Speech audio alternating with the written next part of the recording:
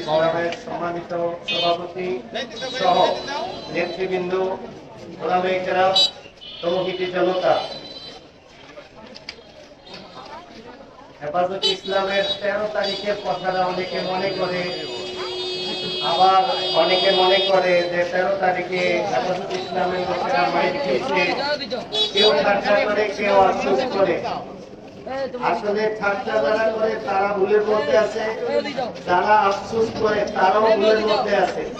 13 তারিখে হেফাজতে ইসলামের জয় হয়েছে। কিভাবে আমি আপনাদেরকে বলি, 5ই মে কিভাবে আমি আপনাদেরকে বলি, সেটা হলো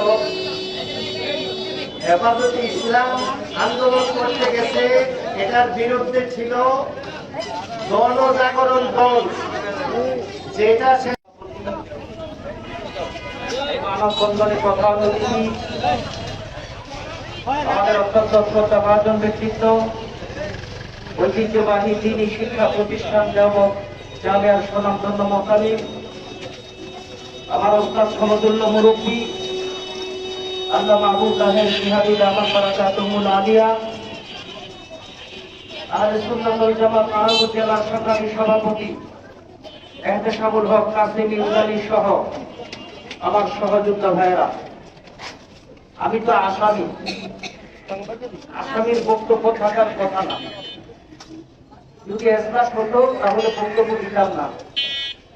যেহেতু আমার বাংলাদেশের সংবিধান আমাকে অধিকার দিয়েছে রাজপথে দাঁড়িয়ে কথা বলার, সেই অধিকার দিয়ে কথা বলতে, রুটিতে বাদে কথা বলতে, সব কথা চলে আসে। আজকে একটি আনুখা কথা শুনলাম। আমরা আসলে আমাদের অতিরিক্ত কথার কারণে মূল জিনিস আমরা হারাই ফেলি। আজকে মুফতি এহতেশামুল হক মুজানি সাহেব সেই চমৎকার ভাবে 5ই মে সেই ঘটনার বর্ণনা দিলেন। খেলা তো আমাদের সাথে হচ্ছে জেনা মঞ্চ, চাষারের মঞ্চ ছিল রাজীব চক্কর, 22 লাখ চুরমার হয়েছে তো ওই জনতা, কিচ্ছু নাই। নামাজের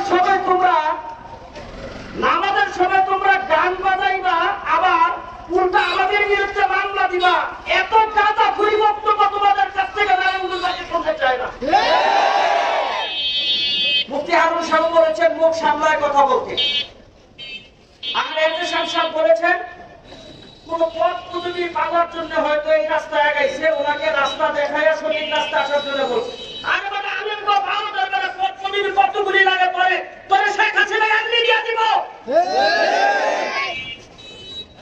পরিষ্কার ভাষায় বলতে চাই, সামনে কর্মসূচি আসছে, কেন এদেরকে আমরা গণাই ধরি না।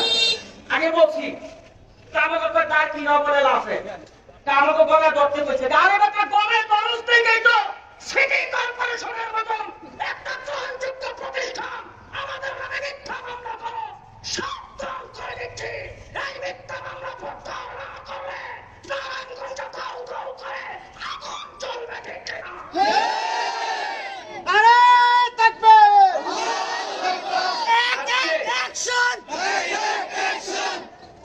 আজকে আমি একটা কথা পরিষ্কার ভাবে বলতে চাই, আমার নামে আমার গালি দেন, আপত্তি নাই, মামলা দেন, জেলে নেন, কোন আপত্তি নাই।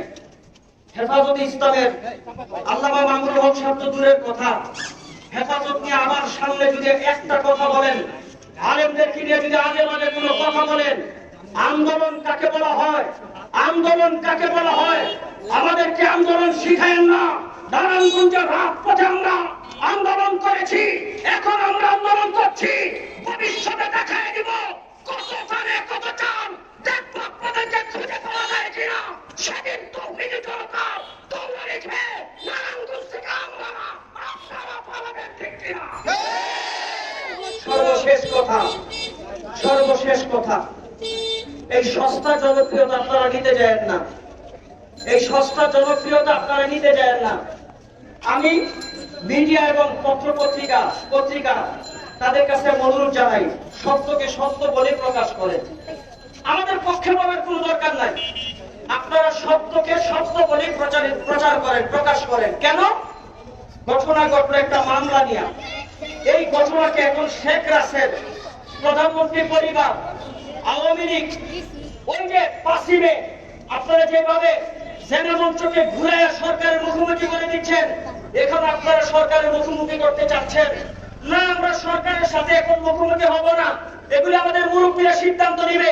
আপনারা এই নোংরা খেলা কেন শুরু করেছেন? এই নোংরা খেলার সমাপ্তি যদি না করেন, সামনে কর্মসূচি আসছে। আল্লামা আব্দুল্লাহ সাহেব সহ, আবু তাহের জিহাদি সাহেব সহ আজকে মাগরিবের পরে তারিখ নির্ধারণ হবে। দেখব খেলা কাকে বলা হয়। আপনারা কয়জন রাখতে পারেন, আমরা কয়জন রাখতে পারি। বাপের বেটা যদি হয় আমাদের চ্যালেঞ্জ গ্রহণ করো। আর যদি কাপুরুষ হয়ে থাকে, সামনে আর একটা কথা বলার অধিকার তোমাদের নাই। সংগ্রামী সাথী ও বন্ধুগণ, আজকে আবু তাহের জিহাদি সাহেব অসুস্থ মানুষ দীর্ঘক্ষণ এখানে দাঁড়ায় আছেন, আমরা ধন্যবাদ জানাই। আমরা আমাদের মুরব্বীদেরকে রাজপথে নামাইতে চাই না। এই ছোট খাটো খেলা রে ভাই, এগুলি আমরাই পারি খেলতে। একটা বেশকি দিলে দৌড়ে যায় বোগা। ওই যে চুনকা পাঠাগারের সামনে একেবারে দলিল তো করে দিলেন রাস্তা বন্ধ করে। ওই পকি মঞ্চের নামে, ওই রামের নামে, বামের নামে রাস্তা বন্ধ করে আপনারা শুরু করলেনটা কি? মানুষকে গালাগালি করবে, আব্দুল রশিদকে গালাগালি করবে, আলেমদের কথা বলবে, হেফাজত দিয়ে কথা বলবে। সাবধান, ভবিষ্যতে এই দুঃসাহস আপনারা দেখাবেন না। নারায়ণগঞ্জবাসী আমাদের পাশে আছে, নারায়ণগঞ্জবাসী আমাদের পাশে থাকবে। তোমরা তোমাকে এগুলি নিয়ে দেখো না, তোমাকে আরএসসিএস তোমরা দেখো। আমরা এগুলি সস্তা কথা বলতে চাই না। এই কথা বলে ভবিষ্যতের রাজপথে দেখা হবে, ভবিষ্যতের রাজপথে আন্দোলন হবে, ভবিষ্যতের রাজপথে মোকাবেলা হবে। আর বেটা জঙ্গি জঙ্গি কাদেরকে কস, আর বেটা কাদেরকে ভয় দেখাস। জেলে আমাদের যাই অভ্যাস, মামলা আমাদের খাইয়া অভ্যাস, তত মতন এই শেষরা মামলা এগুলি আমরা গণায়ও করি না, ঠিক কিনা? সর্বশেষ একটি কথা, ভবিষ্যতে কখনো কোনোদিন যদি আপনাদেরকে ডাকি, আপনারা স্বতঃস্ফূর্তভাবে অংশগ্রহণ করে আলেমদের পাশে থাকবেন, কওমি মাদ্রাসার পাশে থাকবেন, হেফাজত ইসলামের পাশে থাকবেন। এই আহ্বান দেখে আমি আমার সংক্ষিপ্ত বক্তব্য এখানেই শেষ করছি। ওয়া মা আলাইনা ইল্লাল বালাগ। আসসালামু আলাইকুম ওয়া রাহমাতুল্লাহি ওয়া বারাকাতুহু।